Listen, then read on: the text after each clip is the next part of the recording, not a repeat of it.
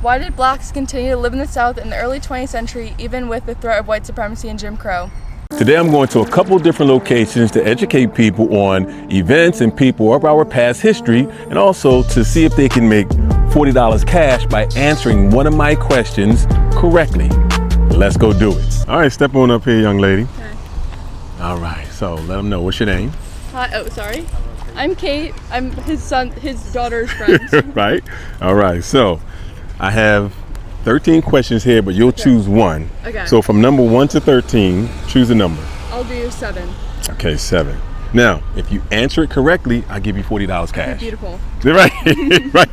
If you get it wrong, you'll read the answer here, and then you'll watch the 90-second video. Okay. All right, turn that on. So read number 7.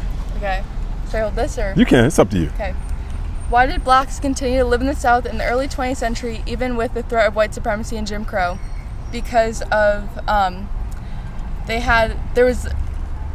Jim Crow laws were what was like keeping them like segregated, and they were down there for like the economics and the tobacco industry. Economics and tobacco industry?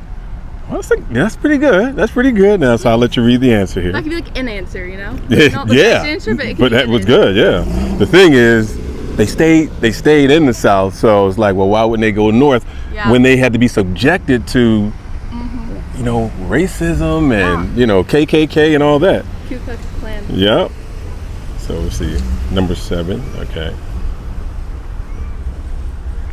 And read the answer. Okay. Southern blacks were becoming successful in their trades and entrepreneurship, and their relationships with the Southern whites were improving organically. Yeah, So they got like over time staying there. Yeah, right. Yeah, I was hoping I know from A-Push, but. So let me put this short video on. 27. But that was pretty good. That's a pretty good guess. In the early 1920s, there were Northern blacks criticizing Southern blacks for living in the South, subjecting themselves and their families to white supremacy.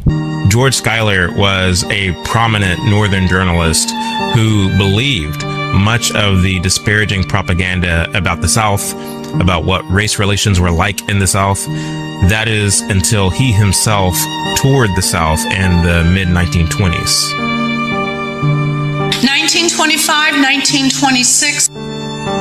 George Schuyler takes an 8-month journey through the South, reporting for the Pittsburgh Courier. One of the most influential privately owned enterprises is the Pittsburgh Courier, largest Negro newspaper in America with a circulation over 300,000. He went into the black sections of cities and towns, and he would talk to the leaders, the business people, the school superintendents, the principals. The black community, in spite of segregation, was working through their own efforts, collaborating, and improving their own status. All these black Wall Streets that existed all over the South that we read about today, George Schuyler visited those places and knew them firsthand. All right. In the 1920s, there were did you gain anything? I did gain things. Well, you too, young lady. Hello. Would you like to try to